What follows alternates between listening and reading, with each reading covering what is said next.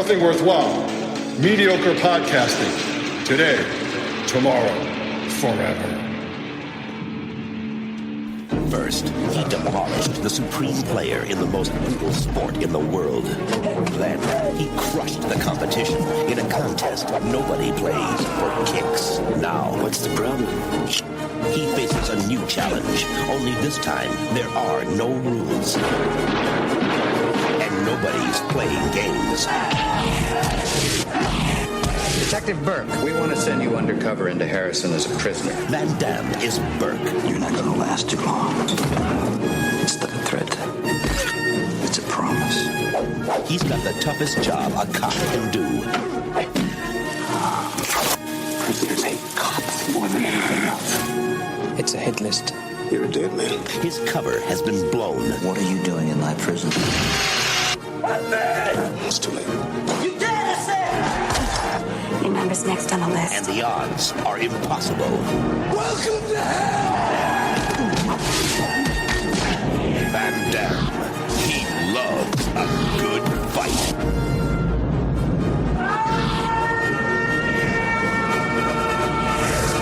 Death Warrant.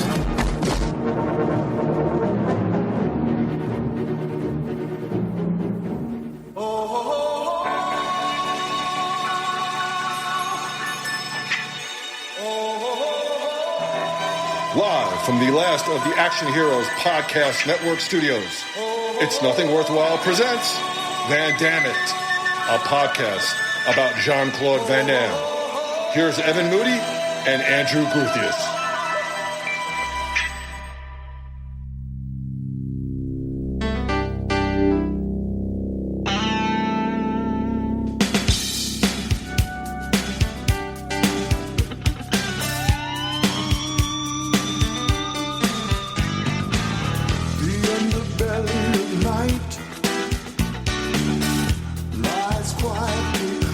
Yes, the dulcet tones of Craig Thomas, Bring Me a Dream, fresh off of our 2-week WrestleMania hiatus. Hiatus! We are back with a fresh podcast on today's show, Nothing Worthwhile Comedy Legend Dead. We're going to span the universe for our latest news on our favorite 80s action stars. And if that isn't enough, we are taking a look at our next Jean-Claude Van Damme movie. It was a Ryan Rebalkin request, 1990s Death Warrant. In Bloodsport and Kickboxer, he won it all. Now there are no rules, no escape, and nobody's playing games. It's another award-winning episode of Nothing Worthwhile Presents Van Dammit, a podcast about Jean-Claude Van Damme. A good Noxu cow to you all, and let's bring him right in. My best friend, my partner in crime, Andrew Gruthius on the East Coast. Coral Springs, Florida. Groo, how are you on this Wednesday evening taping? Bring me a dream, Evan. That's all I can say. Bring me a dream. I don't know how to respond to that. I love this song. This is great. I'm doing well. How are you? Everything's fine. Doing good. I'm kind of itching to get back on the old podcast train. We took 2 weeks off. Yeah. Fresh from WrestleMania, you want to give everyone a quick summation? Just any final thoughts? You've had 2 weeks. WrestleMania, any final thoughts before we put that in the back burner and move on? Well, what can I say? I mean, I think that everything that's happened since, we've been texting back and forth a little bit. I've been enjoying the hell out of more Raw than SmackDown, but I've been really enjoying just about everything that I've been seeing on Raw, and I'd say about a good 60% of what I'm seeing on SmackDown, and they got a lot of interest in, at least from me, going into WrestleMania Backlash. That internet wrestling, which I believe it's this Sunday, right? Lord. Yeah. I don't even know. I just found out the NFL draft is tomorrow. I'm scrambling to make plans for that. We're a little far behind. The internet wrestling community will never be happy with the WWE, but I am very skeptical. And actually, I did watch most of last Monday Night Raw, and I agree. I enjoyed a large majority of the show, and it's nice to see Raw a little bit outpace SmackDown. I mean, SmackDown's been the preeminent wrestling show for a while now, and Raw. And I am kind of digging this very goofy Ezekiel. I mean, I don't know. It's completely stupid, but it makes me laugh. I see a lot of talent there, and I'm interested to see where it goes. It's sometimes they got to go with something off the wall just to gain a little bit of attention, and they certainly got mine. He definitely looks like he can go. Like he's that dude is big. He's really jacked. And yeah. He's got, you're in good shape when you have the Ultimate Warrior biceps. Yeah, you got the tassels. Yeah. I mean, coming off of WrestleMania, look, we had a great time. It was a really good show, as far as these shows go lately. And since then, I feel like it got me really back into it, like hard. Like I'm really looking forward to SmackDown on Friday. I'm looking forward to I don't know. Am I going in the wrong direction here? No, you're not. I listened to a couple of other podcasts because we took a long weekend to California last weekend, and I listened to a couple of WrestleMania reviews. And I'll be honest with you, I thought we were just as good as. I'm really being honest. I listened to The Ringer and that Going in Raw podcast. Yeah, they're not bad. I thought we did at least just as good job, if not better. Ironically enough, we'll be planning to go out to LA. I missed Chris Burnett. Chris Burnett was actually in Arizona last weekend, but I flew out to California for a long weekend. Yeah, so, our old buddy Chris. So we'll see Chris in LA next year for WrestleMania. Hopefully, that is the plan. We already booked it. We already booked it. I think the last thing I would say is WrestleMania Dallas. I think 38. Was it an all-time classic? I don't think so, but all-time entertaining. I mean, yes, that I will definitely say. If you're even asking that question, that means it was a really good show. I agree. I agree. Andrew, last month was a very special episode of Van Dammit as we took a 1-month vacation from the muscles from Brussels and looked at Lord Stevens' 1994 green action movie On Deadly Ground. Groo, interesting time for Seagal. Interesting choice for a movie. Did it work? Andrew Gruthius, any final thoughts on the Master of Aikido's On Deadly Ground? Well, I mean, our thoughts about the movie are in the show. I really enjoyed. I enjoy doing all these kinds of things. I enjoy these deep dives into movies like that, even ones that are not good. And I'm still a big Steven Seagal fan. At least a certain era of Steven Seagal, but I think you could say that about most people. Agreed. And I really enjoyed. It was a nice little hiatus, but I got to tell you, I am excited to talk about. What we're going back to JCVD today. I'm definitely excited to talk about Death Warrant, but yeah, On Deadly Ground was fun. It was a fun revisit because I only saw that movie once. And it was, on the show I said that even though I still acknowledge that it's not a good movie, I enjoyed it from a different perspective so many years later. So I'm glad we did it.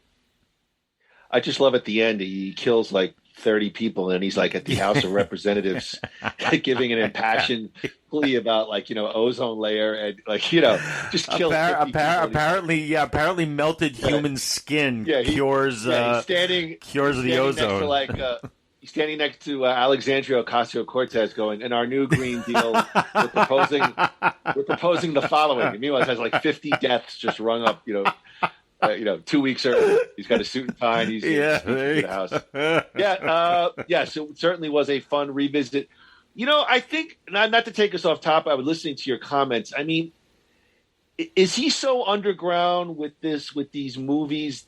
Like, even when we talk on sort of, I read from afar on our Facebook Messenger last of the Action Hero podcast feed. I mean, is it incredible that he's really not been fully canceled? I mean, I read where somebody was saying it's unbelievable that this guy is kind of still, I'm not saying going strong, but he's sort of built this underground cultish following of bad to not bad action movies that go straight to VOD. I mean, I don't know. You read a lot about him that seems kind of noxious. I'm not making a case for it or against it. I'm just wanted your opinion.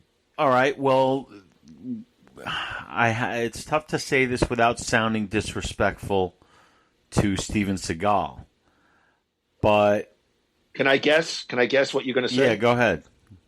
Are you trying to say he's really not a factor per se in pop culture? Yeah, he's really not. I mean, he's sort of uncancelable in that the stuff that he does, appeals to a market that doesn't even know what cancel culture is and doesn't give a shit.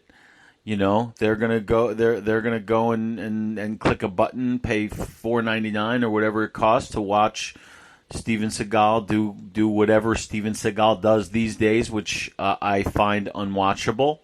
I'm a fan of Steven Seagal in an era, in that first era. All right, the phase one of Steven Seagal. So I can't cancel what he's not. He doesn't even live here. I think he lives in Russia. Whatever. He's not someone. It's like trying to cancel you or me. I mean, the worst that would happen is that we'd lose our. Please don't put that bad karma out there. All right, tomorrow. I'm saying, more people probably care about us than care about him. That's a good from that perspective. I think that's a good thing. All right. Yeah. Interesting. Non-factor, unfortunately. All right. Well, Groo, a guy that was a factor for many years, a nothing worthwhile favorite, passed away last week. 67-year-old comedian Gilbert Gottfried, Groo, passed away last Tuesday, courtesy of the Kansas City Star. Comedian Gilbert Gottfried died after a long illness. He was called the most iconic voice in comedy. The Gottfried family, Groo, announced his death on Tuesday, April 12th. Gilbert, who was known mostly for his stand-up work and his shrill voice, had died after a long illness. His family formally announced on Tuesday, April 12th. Again, as I said, he was 67. The statement goes on to say he died from recurrent ventricular tachycardia due to myotonic dystrophy, which I believe is a form of muscular dystrophy. His publicist told People.com his iconic voice was used in Aladdin, in which he voiced Iago the parrot. He was also the voice of the Aflac duck until 2011, after he made a joke about the Japanese tsunami. Appeared in many of the Comedy Central roasts, as Andy and I have talked off air. Gottfried was also a fixture on the Howard Stern Show and made regular appearances on Hollywood Squares. More recently, Groo, he hosted Gilbert Gottfried's Amazing Colossal podcast. You don't just laugh at the punchline when Gilbert Gottfried tells a joke. Jason Alexander of Seinfeld was quoted. You laugh at the setup. You laugh at his comments about the joke. You even laugh at the segues between the jokes. Jason Alexander of Seinfeld also said, Gilbert Gottfried made me laugh at times when laughter did not come easily. What a gift. I did not know him well, but I loved what he shared with me. My best wishes and sympathy to his family. Groo, you were a fan. We were both fans. Gilbert Gottfried, dead at the age of 67. Yeah, another real bummer. It's been a tough one for comedians lately, especially in that age range. I'm proud to say that I've been a fan of Gilbert since really the beginning. I laughed at him, coming off of Saturday Night Live. I remember he was in that first Eddie Murphy year, but also his bit parts in movies like even Problem Child. Even you remember that I remember him Beverly Hills Cop 2, stealing a scene from Eddie Murphy. That's not an easy thing to do, and I think Gilbert Gottfried, he's the kind of guy whose comedy gets funnier with age. And he'll go down in history as one of the all-time greats in like the Andy Kaufman wing of the Comedy Hall of Fame. That's kind of how I see Gilbert Gottfried. I'm proud to say I got to see him live one time in California, and Awesome. it was as cringeworthy as it was funny, if you know what I mean. Because there were some... Well, I mean, Gilbert was notorious for crossing that line unapologetically many times. Yes, and it was, but it was that's why I say Andy Kaufman, because it was like whatever it was almost like whatever reaction he got is what he got, and he never walked away from it. He never broke from his mold, and he really invented the style that really belongs to him. I mean, there is only one Gilbert Gottfried, and there's nobody like him, and there never will be. So God bless him. I'll miss that guy, man. He was fucking funny. God. I mean, you know him a lot more from movies and television, obviously, as a big Howard Stern fan in the 80s and 90s and early 2000s. I mean, I was just listening to you. So many classic moments on the Stern Show. Goo for You with Beetlejuice. Amy Heckerling's assistant called in. She was like a Jewish lady, and Gilbert, who was a Jew, was making all sorts of Jew jokes as she picked them up. Dracula Gottfried, Rabbi Gottfried, Artie riffing on the news. Just so many classic Jerry moments. Seinfeld, his Seinfeld. Yeah.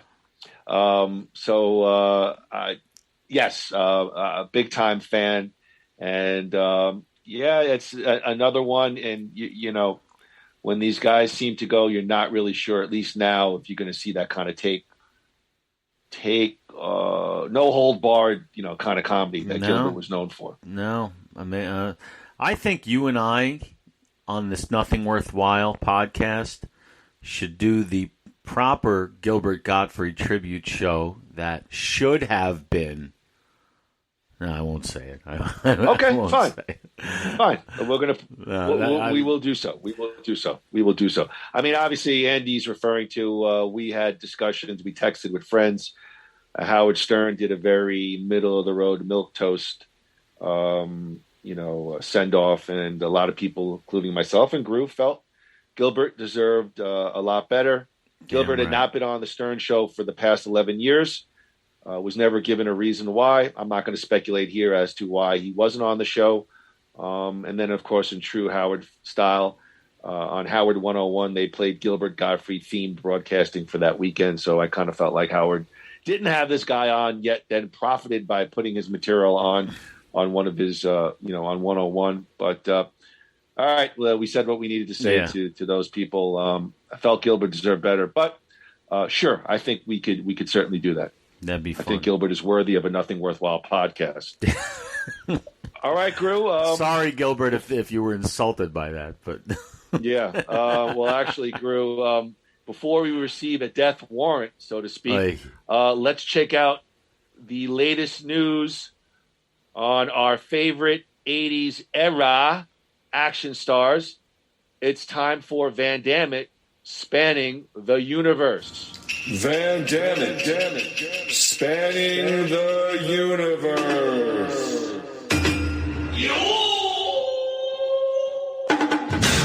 Groo Spanning the Universe is brought to you by New You Life Center. Begin a new you. Check out all of their medical weight loss programs at www.newyoulifecenters.com or give them a call at 602-274-0068. Tell them that Moody and Groo sent you and receive a big 15% off your first service. New You Life Center, we're in this journey together. A big Van Dammit thank you to New You Life Center.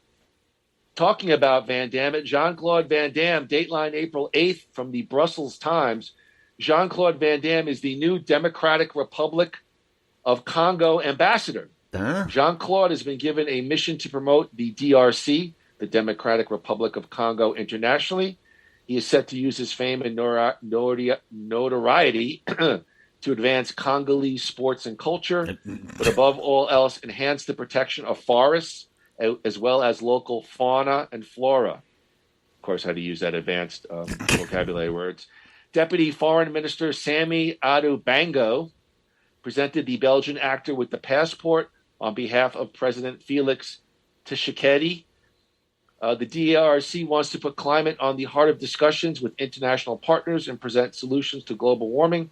Not only will the Belgian actor hone in on climate, he will also be responsible for attracting fellow celebrities that the Democratic Republic of Congo is a safe country.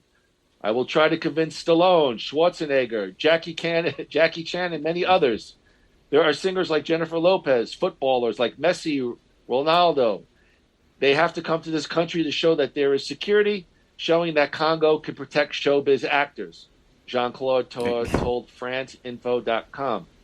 Jean-Claude has stated, Groo, that this mission is on a voluntary basis and he would not be paid. Jean-Claude has previously met with the president of the DRC in 2021. Since his political appointment, in a related note, gas prices in the DRC have increased 33%. That's a joke. Sorry. Anyway.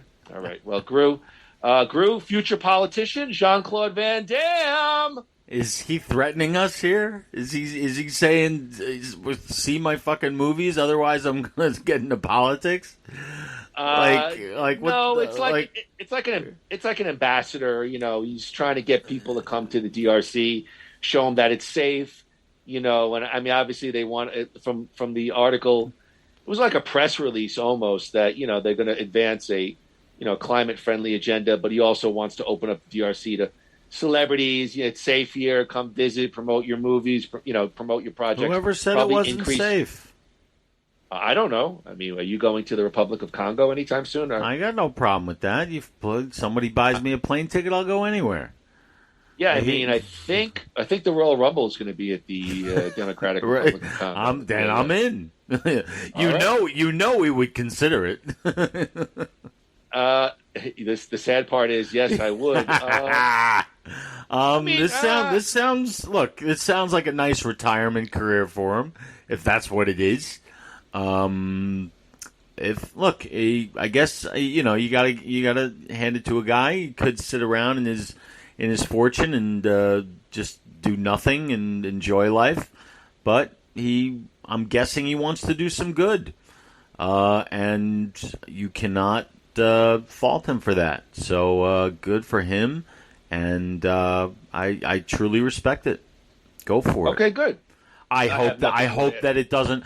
I honestly, and I mean this, I hope that it doesn't do the Schwarzenegger thing where he became governor and did not, and was. I mean, I didn't expect him to make movies when he was governor, but you know, I was kind of bummed because that was 10 years of, like, you know, prime Schwarzenegger. We kind of, you know, was that really prime? Was that it was more prime than we have right now. So, you know, that was he was still coming, you know, he was still that was post T3, which we liked. Yes, but you know, and he was doing some decent stuff there. I think like Eraser. He was already a little long in the tooth back then. But either way, I'm hoping that Van Damme isn't giving up on movies. But I mean, I think we did an item, our last Van Damme podcast, where they're planning perhaps for his big retirement movie, which was rumored to be like a greatest hits of villains and this sort of thing. So, listen, I agree. I have nothing more to add. He's doing good for him. Groo, let's move on to Sly Stallone. A big thank you to MovieWeb.com. Last Tuesday, there was an article stating that Sylvester Stallone names the most memorable moment of his career. Groo, Stallone has had more than 50 years in the movie industry, but one moment of his career stands out. Sylvester Stallone stated that when looking back on his more than 5 decades of movies, there is one moment of film that stands out more than the rest. Sharing on his Instagram account, Stallone made the surprise revelation that working on Rocky Balboa, I knew the sixth movie of the Rocky franchise, is the highlight of his career. Of course, Groo goes, no, I saw the post that you're talking about. Right. Richard Lewis, frankly. That's good.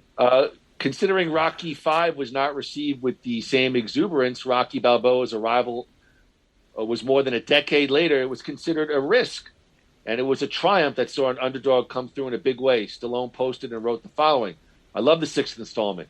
It was the toughest challenge I ever had. It took over 12 years to make it happen. No one wanted to make it. Absolutely no one. It was considered a joke, but in my heart, I loved the idea and thought if I'm going to go out, I want to go out making this movie.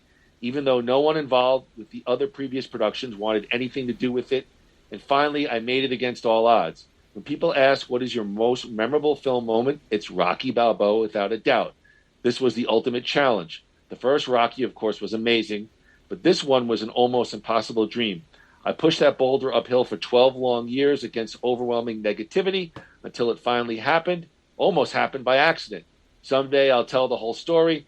The irony is if Rocky Balboa was never done, the story of Creed would have never been made. So my thanks to MGM. Keep on punching. Drew, Rocky VI, the greatest moment of Stallone's career, says Sly Stallone. Yeah, well, look, you know how we know how we feel about Rocky Balboa. We did a podcast on it. Love it. But I do remember, because you know, I'm a massive Rocky fan, probably more than you. As far as like, no, as far as like, I'll sit there and like Google Rocky like 10 times a day to find out if there's any news. You know, I saw the Rocky Broadway show. Yeah. But I remember, But wait. But Moody didn't see it. But I did see Rocky VI. Yeah. But Rocky V sucked. I didn't see Rocky versus Drago in the theater. All right, let's go. But I do remember, reading constantly about not so much from Stallone, but from like the trades, like and the news, like. It's almost like we've been hearing about Beverly Hills Cop 4 for the last 15 years. That was what it was like. And I actually, a quickie story. I was in Los Angeles in 2003. I lived there at the time, and I remember I was in this Italian restaurant and I was having dinner, and I saw Burt Young. This was 2003, I think 3 years before Rocky Balboa actually came out. And I saw Burt Young, and I, like an asshole fan, I just said, I said, "Hey, Burt, are you going to do it? You're going to do Rocky VI? He's like, they're trying. And then he walked out and probably said, "You fucking asshole." But either way, I remember the struggle that they were, that went from different companies, whatever. But the result was, I can understand why that would be such a special moment for him, because I do remember, because his career was kind of in the crapper, right? Crapper. Yeah. Crapper, yeah. It was not. I'm just stuck on picturing you like in an Italian restaurant in L.A. hair slick back suit. Yeah. Bib. The bib. Yeah, bib. A bib. Yeah. Linguine and clam sauce, and he's like, "Hey, Bert, come here. Come here. Have a seat. Sit down. Yeah. Margie over here. So Rocky V proceeded, obviously. What was like the next one or two Stallone projects prior to Balboa, just to give me a feel? It was maybe how low he was. I know exactly what it was. It was the ICU. It was also known as like Detox. It was I don't even know straight that. to video. It was a straight to video. He did a movie called Avenging Angelo. I'm aware of that. Which is another straight to video. It was with Anthony Quinn, like the last movie I think he made before he passed away. And then I think a couple of like cameos. I think he did like a cameo on the TV show Las Vegas with James Caan.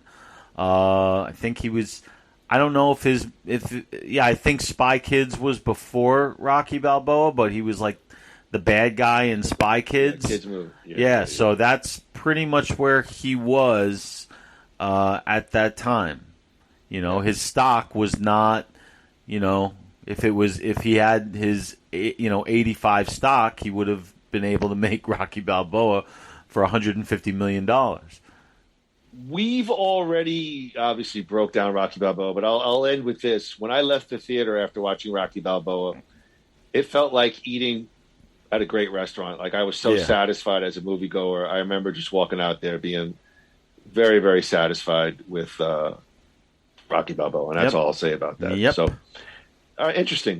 Group. Well, let's go to Arnold Schwarzenegger, courtesy of What's on Netflix.com. Arnie will also star in his very first scripted television series that's thought to be called UTAP, but also has been referred to FUBAR. Groo, Schwarzenegger will be appearing in his first major Netflix project and his first major TV project.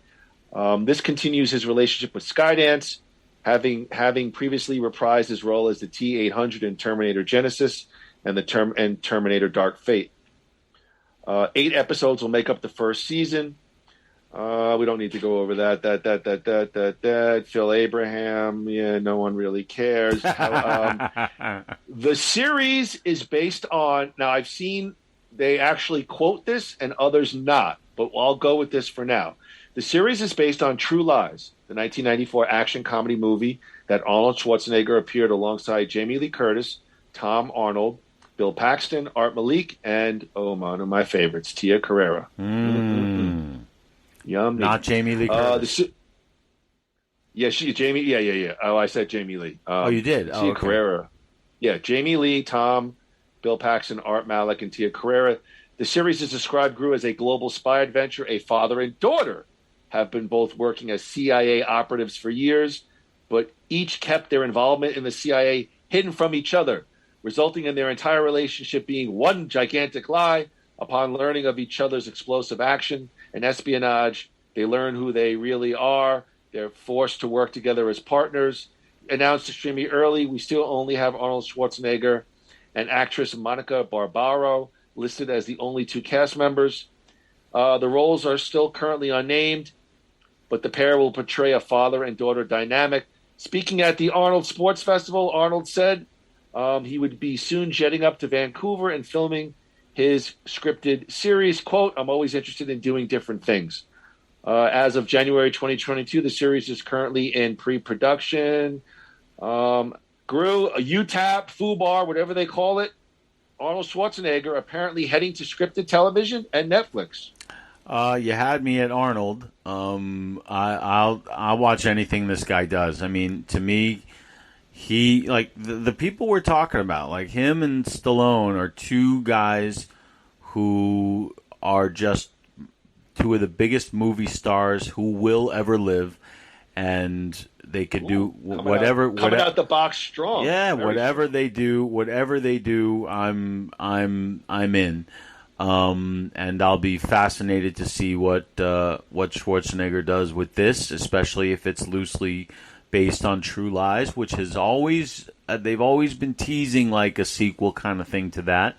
So I'll be absolutely interested in that. You're gonna hate me for saying this, but I'm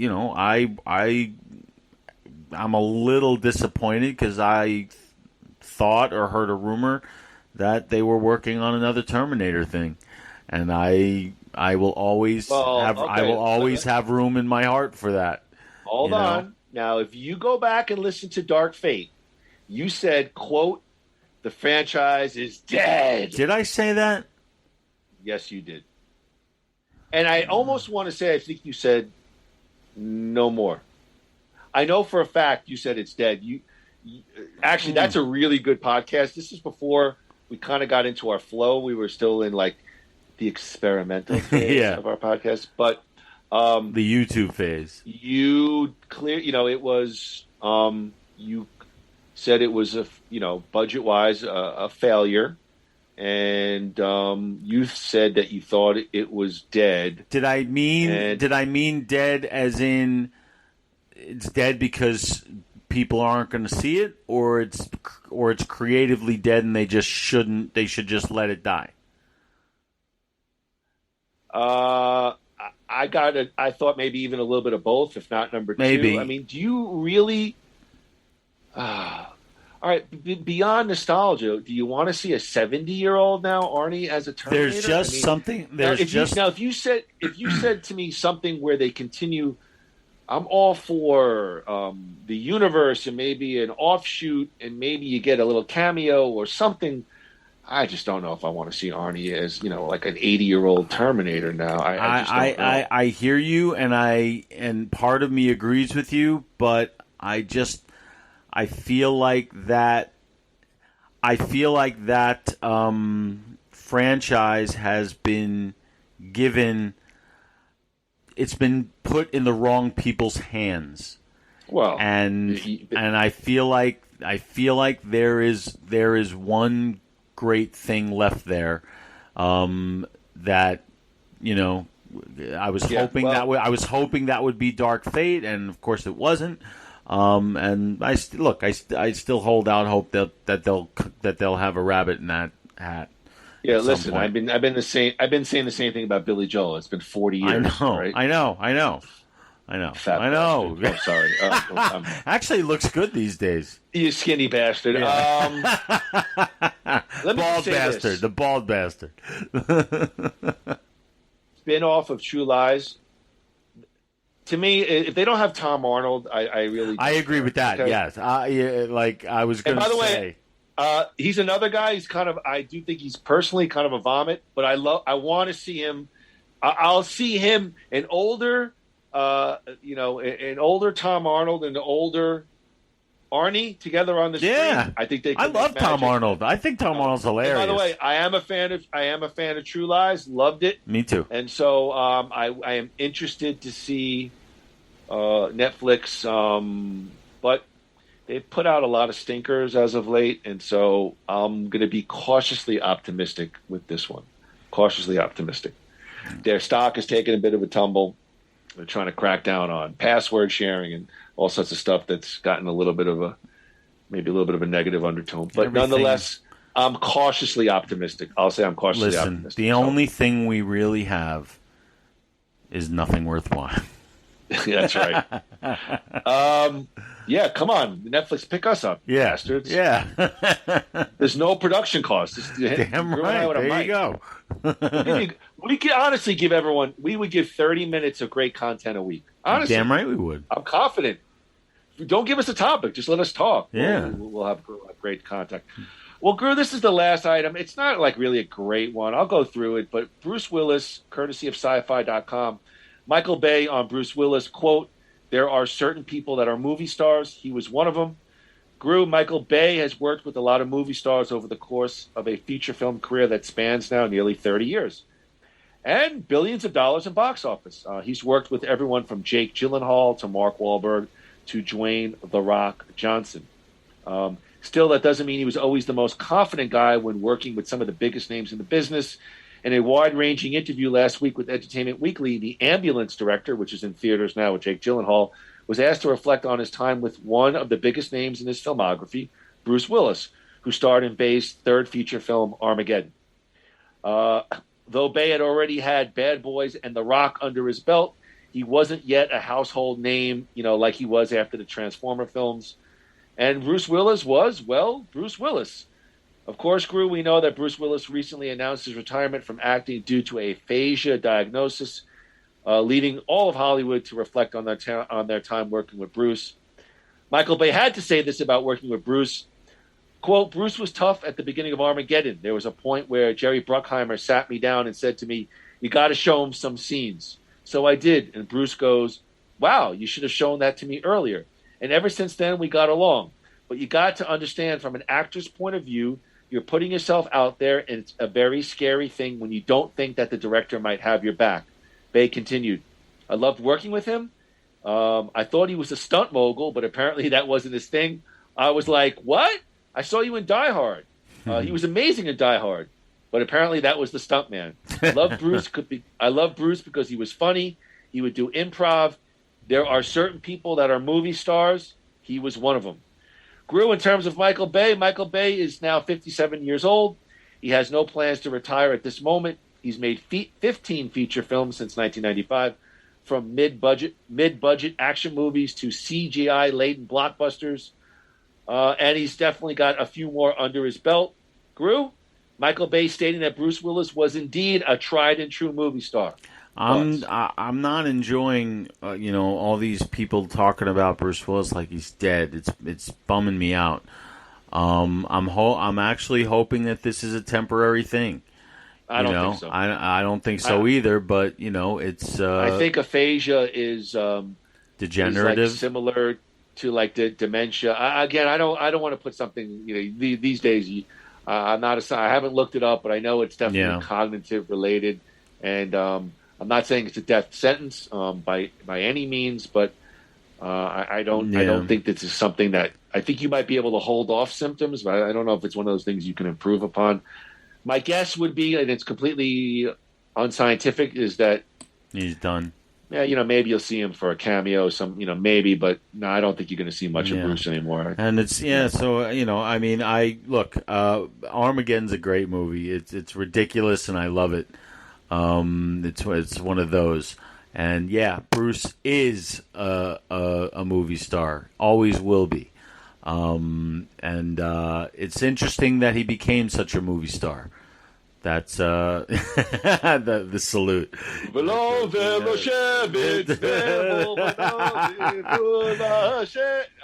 He came. Guys usually had a lot of trouble making that jump from TV to movies, and he did it just about seamlessly. He didn't really have much of a struggle in the beginning. Became a movie star very quickly. And interestingly enough, one day, somewhere, I don't remember where, happened? I was really food. I was eating Italian food. I was really bored. I was really bored, like ridiculously bored, and I made a list of. Oh boy! I made a list. I wanted to see the actor or actress whose movies I have seen the most in the theater. I wanted to see who are the ones that bring me into the theater more than anybody else. You remember all this shit? I thought about it, and the top three in order were Bruce Willis, number one, believe it or not. Mm-hmm. Second was Sylvester Stallone. And third was Robin Williams.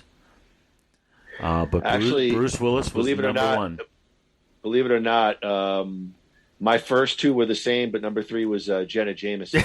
I remember that. I remember that theater in Oceanside. I remember that theater in Oceanside. This is probably a bad joke, but you have really, really good long-term memory, so you clearly don't have aphasia.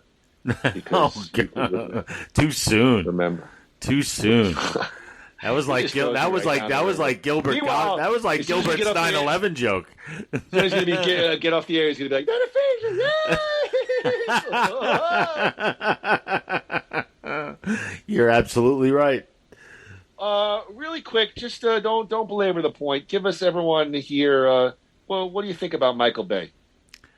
Michael Bay, he's got some great stuff and he's got some awful stuff. Just like most big time guys, his I would say at his best is like Armageddon, The Rock. I think he's The Rock. And at his worst, I would say any of the Transformers. And that's about it. Well, the first Transformers was great. I actually love the first Transformers film. About Armageddon, I've always said this. Completely ridiculous, but they sold it. Yep. And that's why I bought into it. Groo talks about sometimes a little wink and a little nod. I don't like that. You want to sell me on a crazy science fiction movie? You play it for real. Play it straight. Yep. Yeah, well, play it straight, and I bought into it. So yes, listen, Michael Bay's films sort of fall into some of the, a lot of explosions and dirt, but yes, I'm not a Bay basher. There's some I do enjoy. I have enjoyed some of his films, and some of his films I have not. So agreed.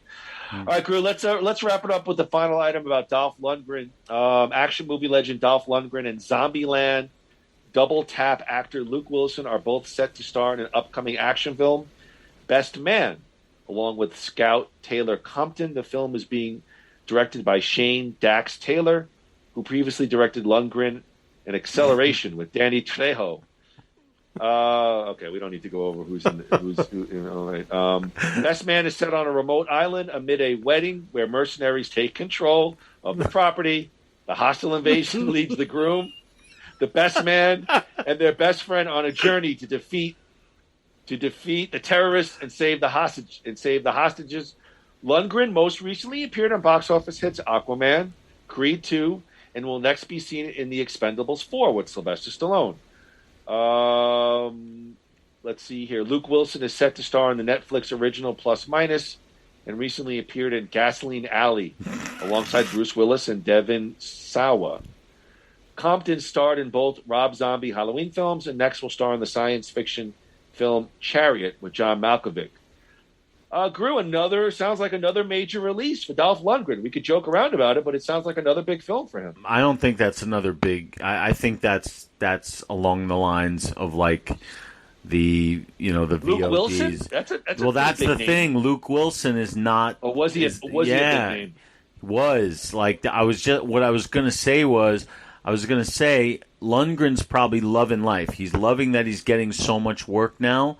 After Creed 2 and the Expendables, sort of brought him back, and now he's getting constant work.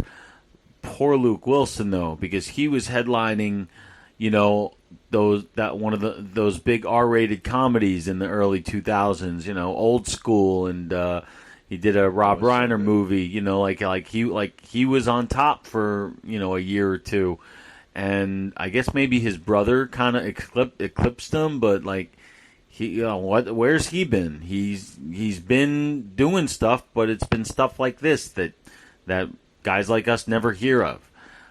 So it's kind of a bummer for him, but look. These actors will tell you work is work, and if you get paid to do it, whether it's in the $2.99 bin at the local car wash or it's in 6 out of 12 multiplexes, either way, work is work. So, that's what I've been telling you. That's what Jenna Jameson. Yes. So, yeah. I mean, Luke Wilson, why don't you go be in another Wes Anderson film? Well, that's interesting you say that because... Come on, I'm trying here. Can you work with me a little bit? I'm setting you up with great one-liners.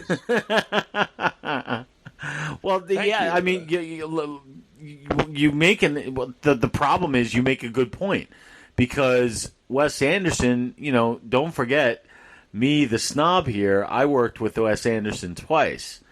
And both of those times... Owen Wilson was in it, but Luke wasn't. Oh, okay. So it's almost like it seems like Luke was part of that troupe for a while, but now it's all Owen. So it's kind of a bummer for Luke Wilson. Then I think hearing this, if you could please allow me this, I want to apologize publicly to Wes Anderson, and please don't make a mockery of this apology. It was wrong for me to be in the hot tub with Jessica Hahn. And you know what? That joke from the Howard Stern show has gotten more mileage than from one thing one day than anything that show has put out in the last 10 years. Out of the box strong. Yes. I agree. All right, Groo. Death Warrant is a 1990 American prisoner action film directed by Darren Sarafian and produced by Mark D. Sally. The film was written by David S. Goyer, and I've heard of David Goyer. It's me too. While he was a student at USC. It was Goyer's first screenplay to be sold and produced commercially. Groo, today's Van Dammit podcast, Jean-Claude Van Damme, Death Warrant, is brought to you by New You Life Center. Spread the love. Follow New You Life Center on Instagram and take advantage of their specials and monthly giveaways. Hey, let's start your journey. Check out all of their programs at www.newyoulifecenters.com. Whether it's medical weight loss, hormone balancing, medical aesthetics, cosmetic injectables, and laser treatments, give them a call, 602-274-0068. Tell them that Moody and Groo sent you and receive a big 15% off your first service. New You Life Center. Hey now. Big Van Dammit, thank you to New You Life Center. Groo, did you know that the original movie was written, filmed as Dusted by Canon Pictures, who financed the picture? During post-production, Canon Films went belly up, and MGM, who took over the remaining pictures, renamed the film Death Warrant. The film was delayed pending a decision over whether Canon Films or MGM United Artists should distribute. However, the old Australian VHS tape came with the Canon logo at the start, and some international trailers credit Canon as the studio behind this picture. Fascinating trivia, Andrew.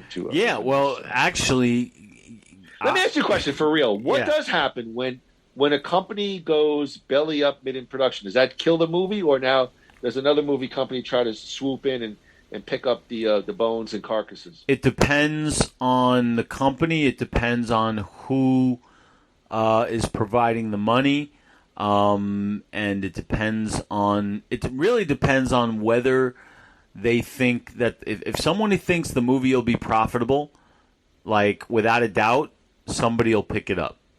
A production company will pick it up. Or if people want to get some money together and finish it on their own and then try to sell it to a production company to distribute it works many different ways. Very seldom does a movie start and not get completed unless it's more than just a company going belly up. It's like situations like we've been seeing lately. Bad shit happens. Is that okay? But so when I watch a movie and there's like 4 different companies promoted before the movie even starts, are they all kind of splitting up the pie? Yep. The production and then hopefully the profits. Is that kind of what they're happens all there? Sometimes they're all. It really depends. We never know the actual deals. It really depends. Sometimes it's literally just because the star of the movie has his own production company. And because he's in the movie, they get a credit. And, then someone looks at, they look at, let's see, who I'm trying to think of a production company of an actor. Billy Crystal has a production company called Face Productions.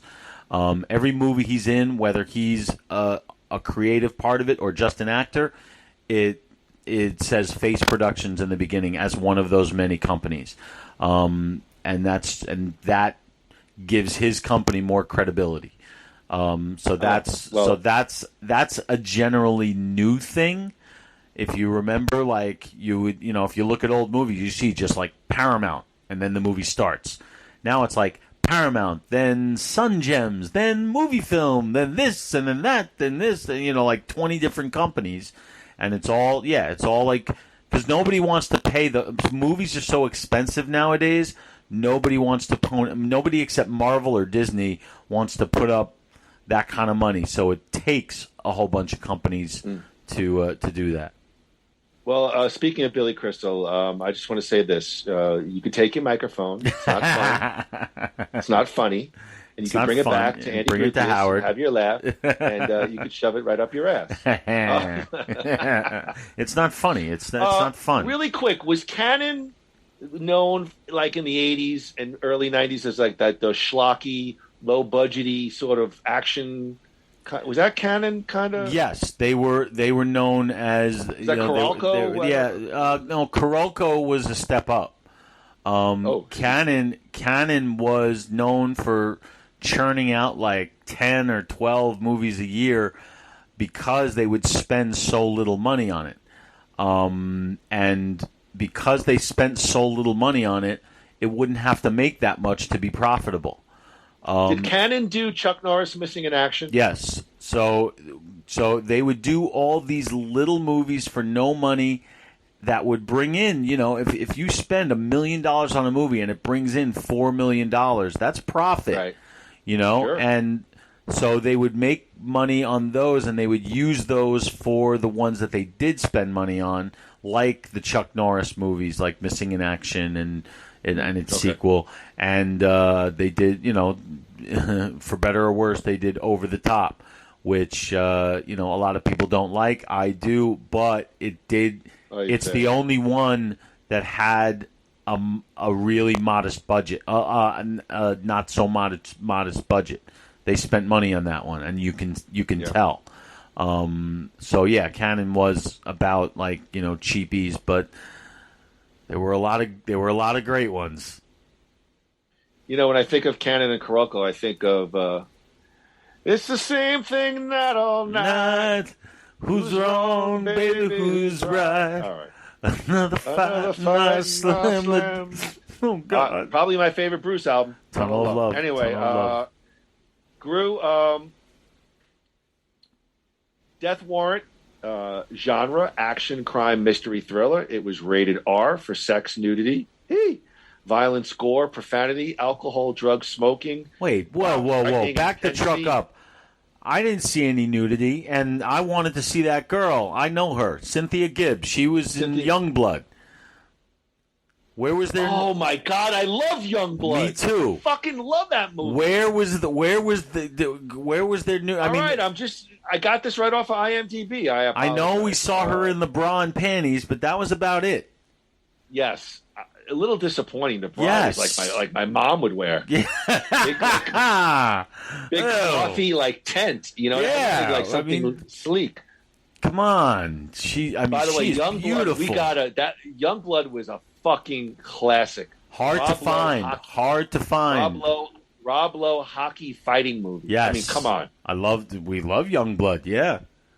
Groo, Death Warrant's runtime is 1 hour 51 minutes. Let's take a look at the cast of Death Warrant. Andrew, of course, we have Jean-Claude Van Damme as Louis Burke, Cynthia Gibb as Amanda Beckett, Art LaFleur as Sergeant DeGraff. Just died. Joshua.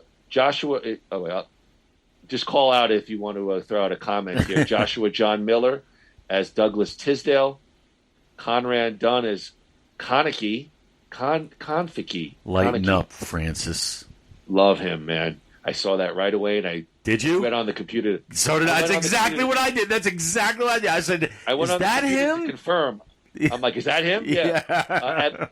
Abdul Salam El Razak as Priest, Robert Guillaume as Hawkins, Patrick Kilpatrick as Christian the Sandman Naylor, Hank Stone as Romiker, Jack Bannon as Ben Keene, and Armin Shimmerman as Dr. Gottsman.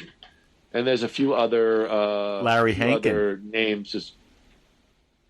I don't have him listed here. That's the guy who nobody knows, but everybody knows his face.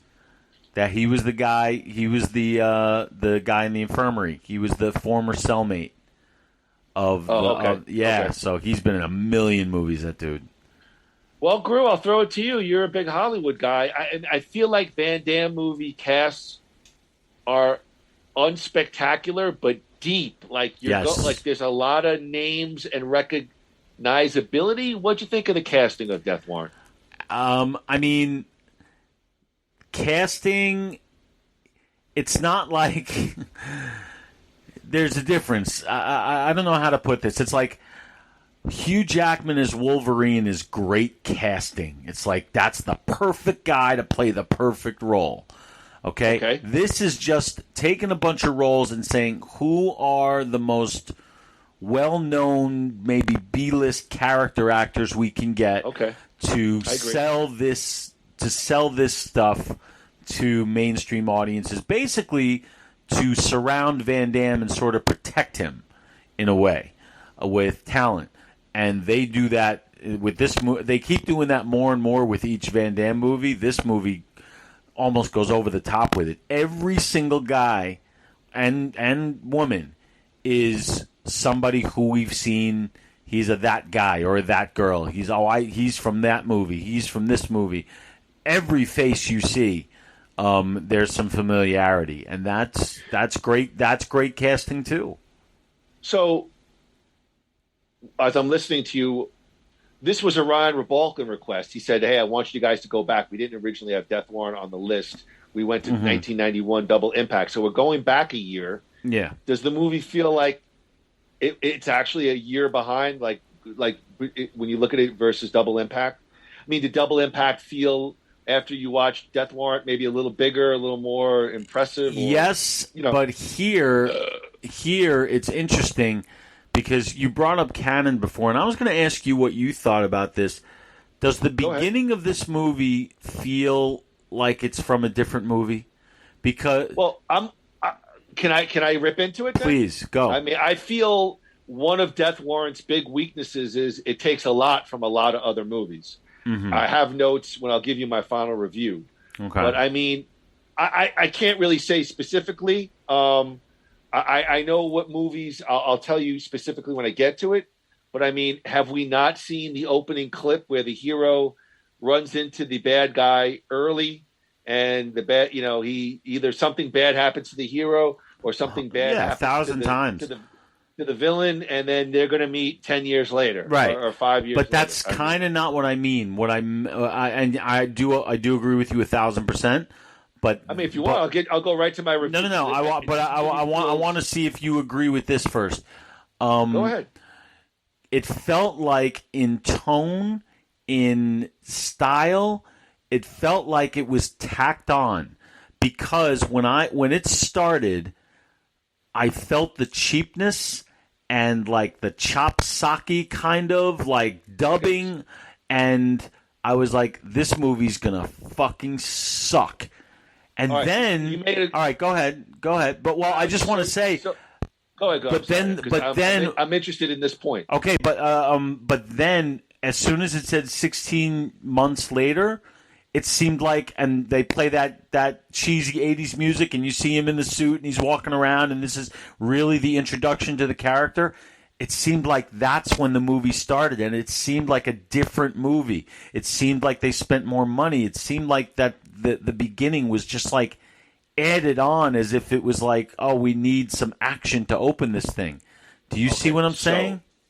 Now I understand. Okay. I thought you meant was the movie derivative perhaps of other movies, which I still believe it is. I do too. What you're saying the opening segment feels like it was almost maybe a post-production, like yes. They added it on, and then basically when it opens up 16 or whatever years later, and he's walking with that seersucker, that brown seersucker suit. He's high-fiving, of course. I'm sorry, all the black people, because he's such a hip white Frenchman. He's like, hey, brother. Hello, brother. Hey, Susie. I didn't get that feeling.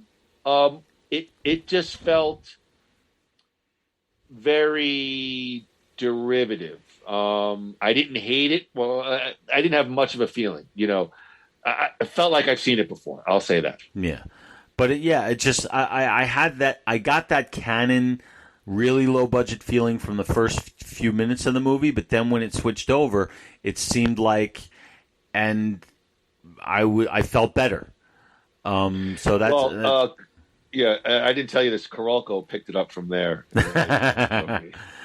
Mario Kassar and Andrew Van. So Groo, Lewis Burke of the Royal Canadian Mounted Police from Quebec. I'm the Mountie. I always get my man. 16 months later, he joins a task force in L.A. Or California, assembled by the governor to investigate a series of murders in the Harrison State Prison in California, which is becoming a scandal threatening his reelection. Burke poses as an inmate. Attorney Amanda Beckett, Cynthia Gibb, acts as his wife. And so when I saw this, I kept on saying to myself, I guess I was really hard at first. I was like, why do these movies do this to explain like a guy in America with an accent? And I felt like even in Schwarzenegger movies, and again, I'm drawing a blank, but like these ridiculous sort of, like is a hard-boiled police task force really going to reach out to a Royal Canadian Mountie, get him to come to the States to take down this mass murderer or these murders going on in prison? I don't know. I mean, look, it's the old, there's a thing happening and there's only one man who can stop them, and but that's, look, how many, I mean, look, the Rambo movies do it too. It's like, we got this problem in Afghanistan, let's call Rambo, I mean, and we love that shit. So, it's like, to me, it's kind of the same thing. So I don't mind that. What I do mind is that they really don't, they could do so much better. And I think they have in later Van Damme movies. He just sticks out like a sore thumb with that thick accent. Let him speak in his own fucking language. That would be so cool. Just because, or or tell us that he's from somewhere else. Don't try to sell us that he's, this North American hip dude, named Louis Burke. When he's talking like this, and he, what are you doing? It's like it doesn't mesh. Here's what I would ask you. The movie doesn't really play it for yucks per se, but the trailer seems almost very tongue in cheeky. Do you find that with the Death Warrant trailer? Like, not the one that I saw. Not the one that I saw. So, I saw a shorter one. It's the one that I put on the beginning of the podcast. So it looked like a straight up, prison flick, lock up ripoff, but still, a lot of fun. That's what it looked like to me. What'd you think of Cynthia Gibb as Amanda Beckett? Well, I was in love with her since Youngblood, and I have never forgotten her. Okay, but what'd you think of her performance? She was. I mean, look, she's obviously. They probably auditioned 500 people for it. What? I agree. She's vanilla. She's nothing. A scoop of, anybody. Vanilla ice cream. Yes, she brings nothing to the role other than honestly. They've done so much better with quirky casting in earlier and later. And honestly, is she a beautiful woman? Absolutely. In fact, absolutely. the only scenes that I buy her in, that I enjoy her in. Her acting and is the scenes with the little kid, with the code breaker. Oh, she was good in those. Yeah, I'm going to hold off my thoughts. Okay. Give you at the end. So I agree. Thumbs down on Cynthia Gibb, which is unfortunate because I was like, when I saw her name on the thing, I was like, ooh, I haven't seen her in a long time. I missed her. So. We get Lewis goes undercover. He goes into the state pen. He's confronted with the Sergeant DeGraff, Art LaFleur, all the cursing, a little bit of heavy racial language. Surprising. Which was maybe not so surprising from that day. I don't remember it being like that, but some of these movies really they don't hold back. Which is because back then when we heard, maybe that's a sign of those times that at the time I agree. they didn't jump off the screen the way they would now to us. You know. He befriends his cellmate Conrad Dunn, and the clerk Francis. Hawkins, Robert Guillaume.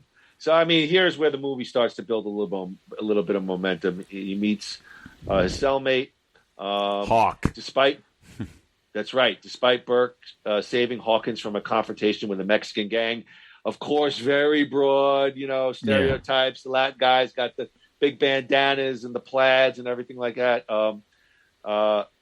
And Robert Guillaume, it's almost like they're ripping off Shawshank Redemption 4 years before Shawshank even came out. It had that feel to me with the way they treated Guillaume a little bit. Well, I didn't see that. He's like the guy. He's like the guy who can get you things. So maybe Shawshank ripped them off. I don't know. I actually liked Robert Guillaume. So did I. I thought he did a good job. I agree. So obviously, Groo, he said he plays sort of like an elder statesman in the prison. He's a clerk. He has access to goods. I think he does the commissary. He's obviously older, a little bit more mature, and he has a relationship with priest Abdul Salam El Razak, who's kind of like, would you say he's, for lack of a better word, like the black leader in the prison, the priest? Seems like it. I don't know what he's got going on there. He's got some kind of Jobu voodoo stuff that he does. He's kind of portrayed initially as a bad guy, and you know how he's a bad guy? He wears sunglasses, has that long string earring. Yeah. Like every effing bad guy from the street. He's the fake. He's actually. I actually enjoy that kind of character, the fake bad guy, the guy who's like the antagonist for most of the movie, and then he becomes an ally. It's like they call it the Iceman from Top Gun, like the Val Kilmer part. or like Dennis Franz from like Die Hard 2. Like, I love those kind of characters. So this was kind of like that. I know. I just remember laughing. Like they gave him that long, like string earring, and I was like, "Oh, I know he's a bad guy. He's wearing an earring." It's like when someone in WWE is turning heel when they grow a goatee. We know they're about to turn heel. That's the big they dye reveal. Their hair jet black. Exactly. Yeah. So let's see. Burke is able to track down the cellmate of the most recent victim, named Barrett, who works at the infirmary. But the cellmate also refuses to talk. In the records room, Burke finds Barrett's death certificate covered in codes. He feeds the codes to Beckett, Cynthia Gibb, and connects her with a teenage hacker, Tisdale, played by Joshua John Miller, who determines that the codes are coming from the infirmary. With help from Priest and Hawkins, Burke breaks into the infirmary and finds several boxes labeled medical waste that are actually full of human organs. Nice. What'd you think of the teenage hacker, little war game sort of subplot with? These were my favorite scenes in the movie. I just love this little pervert, and he's doing everything that you and I would do. He said the best line in the movie is from one of these scenes. He says, "Shit, I'm missing Star Trek," and then he looks at her and he's like, "You want to watch Star Trek?" That was my favorite line in the movie. For some reason, their chemistry, and like I said, this is the only scenes where Cynthia Gibb really is doing a good job. They have some kind of chemistry going on there. It's kind of creepy because he's like 11 years old and she's not. But his one-liners to her, he's just this little geek who's got this beautiful woman sitting in his room for the first time, getting all goo-goo-eyed over this computer shit. Oh, I love this guy. He was great. Yeah, and the kid, the actor was terrific. I'd never seen him before or since, but he was terrific. He really was. You could do a lot worse than having Cynthia Gibb. You're goddamn right. In your room as a 12-year-old. Oh shit. Groo, a new inmate arrives, and Burke is horrified to find out that it's the Sandman, who did not die 2 years ago. The Sandman immediately recognizes Burke. He's here! Instead of killing Burke, the Sandman reveals to their fellow prisoners that Burke is a cop. Meanwhile, Beckett and Tisdale are able to decipher the code they find in the computer. It comprises prisoner identification numbers followed by their blood type. None of the inmates on the list have drug-related crimes. They're mostly young first-time offenders. All of the ID numbers match those prisoners who have been murdered. Beckett identifies it as a hit list and tips off Burke that he's next on the list. Thank you. Yeah. Yeah. Well, this is where the movie kind of has to say, all right, we've spent enough time showing everybody what it's like to be undercover in a prison, and now we have to start going somewhere. Otherwise, what are we doing here? And the creativity here leaves a little to be desired. I don't understand why they have to make it so complicated. Just give me a badass prison flick. You don't have to spend so much time and energy talking, breaking into records rooms and connecting dots. Did you think the computer hacker kind of deal convoluted the story? I didn't mind it. No, the computer hacker only, if only for those scenes because they were so entertaining. But what I mean is that should be the only. Those two scenes should be the only time we're trying to figure out what's going on, okay? Because we're doing it in an entertaining way, all right? We're laughing as as Tisdale is, throwing these one-liners to her while he keeps going back and telling us essentially what's going on. He's like, oh, you want to watch Star Trek? Oh, here's the code. This will get us into the prison. So enough exposition is going on in an entertaining way in that scene. We don't need to see Van Damme in the records room and them connecting the dots and them him on the phone with her telling, trying to figure out who's what.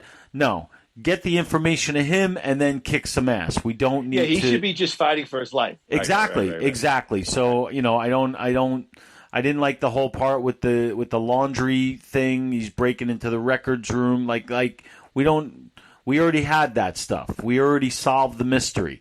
Now, let the smart people in the room solve the mystery, and then hand the evidence over to you, and you go solve the problem. That should be, we don't need, in this kind of movie, the way they've set it up, it just seemed to have a lot of stops and starts.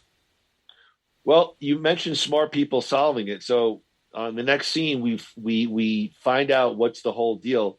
Beckett attends a party hosted by the state attorney general, Tom Vogler, played by George Dickerson.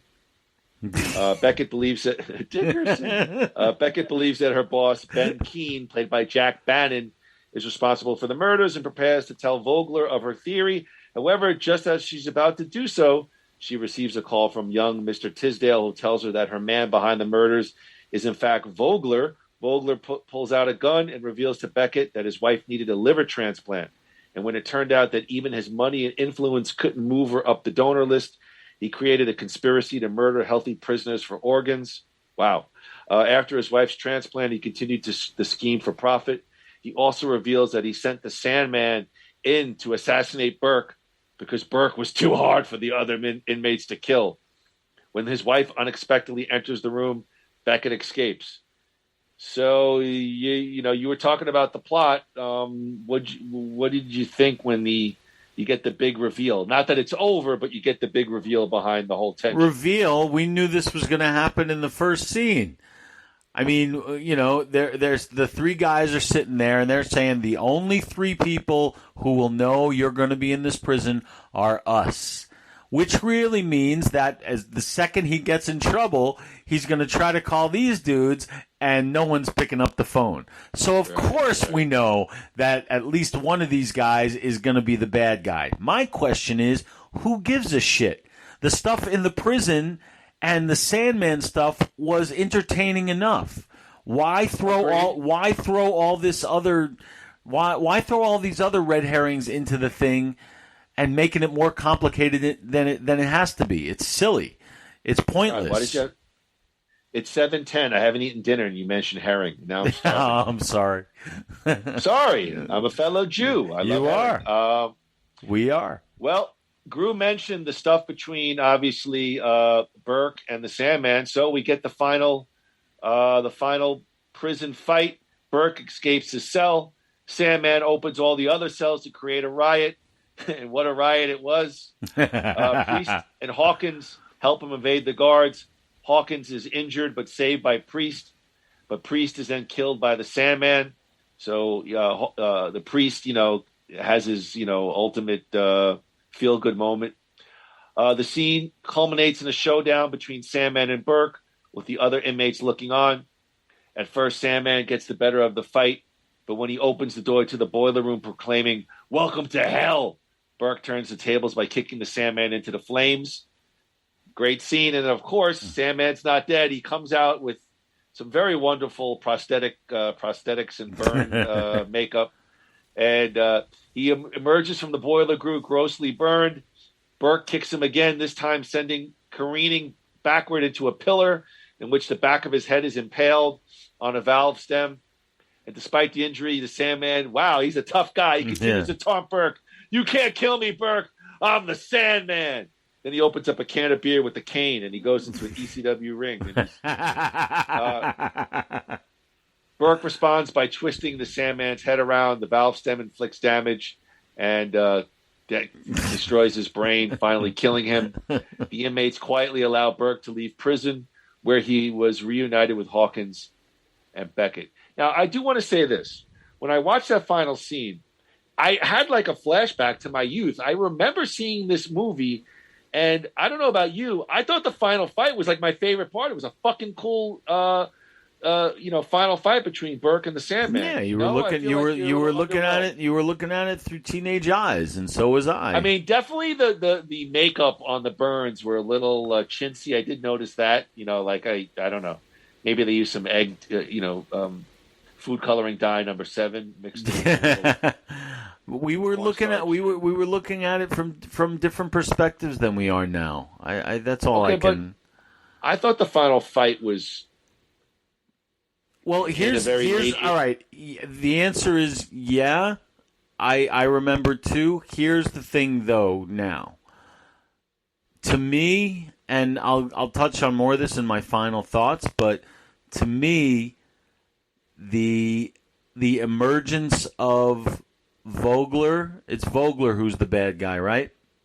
Once we go back to those guys, and they become the true villains, and we find out that they put Sandman in there.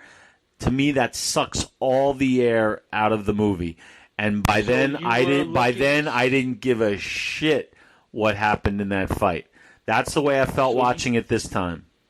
So you would have preferred straight up Burke, Sandman, that rivalry. Yes. Don't have side players and no reason. Yeah, we didn't need any of that. We didn't need it's enough of a thrill that this dude is still alive. I would have liked an explanation, but it's enough of a shock and enough of a thrill that this guy is still alive, and this is the problem, and that Burke is going to have to solve.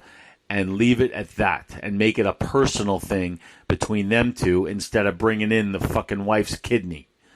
You know what? Well, I mean, why? Would you have, let's say, without giving your review, would you have preferred more fight scenes like that between Burke and Sandman interspersed throughout the movie? Would you? No, because that's not that. No, because that's not the problem. Is not that there's not enough hardcore action. The problem is that there might even be a little bit too much. There's a great stretch in this movie where I'm really enjoying Van Damme being part of the prison, and meeting the people and being, like that right. Middle stretch there is entertaining stuff and building to what's coming and wondering how he's going to solve this whole thing. That is the strongest part of the movie to me. So it's not the amount of violence and hardcore action. It's the purpose behind it and the meaning of it. And like I said, the meaning of that last battle, he's not. I mean, technically, he's fighting the Sandman, but he's not even fighting the main villain. And yet, when he beats the Sandman, evidently he just beat the main villain, and everybody's happily ever after. Except the main villain is still, you know what I mean? Yeah. So yeah, so it's very uneven. Okay. Well, let's get to your final thoughts in a second, but we'd like to play the budget. Yes. The budget box office game. So, Andrew, I'm going to assume that you have not used what we call the World Wide Web to look up the following information. So, Andrew, 1990. What do you think the budget was for Death Warrant? Well, I knew you were going to ask me this, so I didn't look it up, but I did start thinking about it as I was watching the movie. I haven't done that before. I anticipated this question. So, I am going to tell you what I think, but I'm going to preface it by explaining it. I can see from the beginning of this movie that it started out as a low-budget, cheapy Canon thing, but then I do think that they saw some potential and threw a little more money in it. So I think they started out probably with a budget in the $1 to $2 million area, but then they started hiring all these expensive, well-known character actors. So I'm going to say the budget was probably in the $7 to $8 million range, which would be 7 or 8 times what they expected to spend. That's my guess. Is that your final answer? That's my final answer. All right, Braxton, lock them in on 7 to 8 million. Hi, Braxton. I have seen 2 different projections, but Andrew, you're awfully close. I have seen some at 4 million and to 6. So I've read between 4 to 6 million was the budget for Death Warrant. All right. So at 7 to 8 million, you are very, very close. Okay, not bad. Andrew, do you want to take a gander at the box office for Death Warrant? I have the gross between the U.S. and Canada, let's call it North America, and then worldwide. I'm going to say I remember this movie being kind of popular.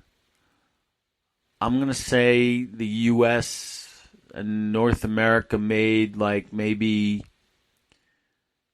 like 20 mil, and then worldwide double that, so a total of like maybe 40 mil or 50 mil for worldwide, and like 20 something for North America, which would have been considered a success back then. Yeah. So I have, according to IMDb, 38.6 million in the U.S. and Canada, 78.1 million worldwide. I was way off. You're still in the general range. Groo, do you want to take a gander at Rotten Tomatoes? What the tomato meter, critical score was? I'm gonna guess that there's the critical and the audience. All right, what do you think? Out of 0 to 100%. Critical's gonna probably be. I gotta think that they have very few reviews of this. Just 5. Just 5. So I'm gonna say it's probably at like 10 to 12% positive. 0, huh? 0. Wow. A little surprising. What do you think the audience score? Over 10,000. Audience, I'll say I'll give it a like. Is it percentage for audience? Yes. Yeah. I'm gonna go 50%. 35%. 35. Which we know the audience score is always higher than the critical score. Right. I'm surprised by that. I'm surprised by that 0. I'm surprised that, well, maybe out of 5, it's not so surprising. But yeah, that's interesting. Well, critical reviews, it wasn't a lot, but I did find a couple. David Newsar of Real Film Reviews, a palpable low point within Van Damme's spotty body of work, gave it a score of 1 out of 4. Emmanuel Levy of EmmanuelLevy.com gave it 2 out of 5. Alex Sandell from Juicy Cerebellum. If you like Jean-Claude movies, this might be tolerable. If not, stay away. Stay far, far away. Gave it 0 out of 5. Caffeinated Clint from Movie Hole. What is this? Van Damme should have stuck to the martial art flicks. 2 out of 5. And Scott Weinberg from eFilmCritic.com said this one should be known as the one with Van Damme in jail. On Metacritic, Groo, the film had a weighted average score of 34 out of 100 based on non-critics, indicating generally unfavorable reviews. Now it's time to see just what our in-house movie critic Andrew Grothius felt about Death Warrant. Groo, what is your overall review of 1990 JCVD Death Warrant? Out of 5, how many prison fish do you give Death Warrant? Okay, so there are two things I want to discuss real quick. Okay, I've already yours, my friend. I've already talked about how the middle stretch of the movie is really the only part that interests me. I hated the beginning. I enjoyed the middle stretch, and then once the reveal was made and the final thing was happening, I was done. I think this is so far Jean-Claude Van Damme's weakest performance. Wow. I was distracted by his weak acting in this movie, unlike I have been before. I think it seems like his voice was 100% dubbed by himself. I'm not disputing that, but why would they do that? They do that a lot. Like, you can see it, you can tell, like, if you really watch movies closely, you can tell when they're using the original take and when they had to dub it in. You'll hear a little bit of an echo in the, like you're talking in a room as opposed into a microphone. And it just seemed like Van Damme's acting was so wooden compared to all the pros around him. Even Cynthia Gibb, who had been around. who had acted with great actors before. Robert Guillaume, all those characters, Art LaFleur. Art LaFleur was in movies like Field of Dreams, and like he was one of the most well-recognized character actors in the world until he passed away, like I think this year. And you have all these recognizable faces, all these people, even the bad guys. I don't know any of their names, but like in real life, but I could tell that they were pros because they were acting the hell out of Van Damme. And this is the first movie where the juxtaposition really hurt the movie. The most, so with all of that put together, this unfortunately, a good idea, wasted, not well done, not well acted by its star. I got to give this one a mere 1.5. What is it? Prison Fish. Prison Fish. 1.5 Prison Fish, just for that very entertaining middle section. Okay. 1.5 Prison Fish. That's all I can do. Sorry, JCVD. Not this. All right. time. I enjoyed your review, and I'm looking at my notes on mine, and some of the things that you said definitely resonated with me when I saw this movie. So, Andrew, I like to give everyone a 3-parter. I'm going to tell you what I liked, what I disliked, and my final review. Groo, what I liked about this movie, it's got all the trappings of the 90s prison movie. There's a hero in prison, likable inmates, down on their luck, evil prison sergeant, very deep cast with everyone doing a solid job with the material. Mm-hmm. Kudos to Robert Guillaume as Hawkins, Abdul Salam El Razak as Priest, and I even like Patrick Kilpatrick as the Sandman. Jean-Claude is fine here, but my notes agree somewhat with Andrew. I said he's not a standout. What did I dislike about the movie? There's a lot of rough racial language, a lot of broad 90s movie racial stereotypes, and it's not really done in a fun way. Hey, you want a bad black guy? Give him a cool hat and a long earring. To me, Groo, this feels like an amalgamation of earlier Stallone prison movies, Cobra, Lockup, throw in a dash of Escape from New York, with the generic Van Damme ending that I did think was fun and violent. The problem is Stallone did it first, did it better, and did it on a bigger budget. Mm-hmm. Canadian Mountie Police joining an LA Police task force? How many ridiculous ways can we write in Van Damme's foreign accent in America? So for my final review, Groo, I feel like we're in Van Damme film purgatory here. It's okay, and that's all it is. It's just okay. It has some fun with those fun markings of a 90s bad prison film, all of which are fine. The actors are credible, and they do a good job with the material. As far as Jean-Claude, he neither progresses, he really doesn't fall back, in my opinion here. He just stays the same. It keeps on course, which of course is a better option than falling back, which Andrew felt he did. The movie is kitschy, and it's got some fun points. I never bought into the Canadian Mountie thing. Cynthia Gibb is cute to look at, but she does not light up the screen and has no real chemistry to speak of with JCVD. In fact, she has better chemistry with the high school computer geek played by Joshua John Miller. We've seen this ending before in most JCVD films.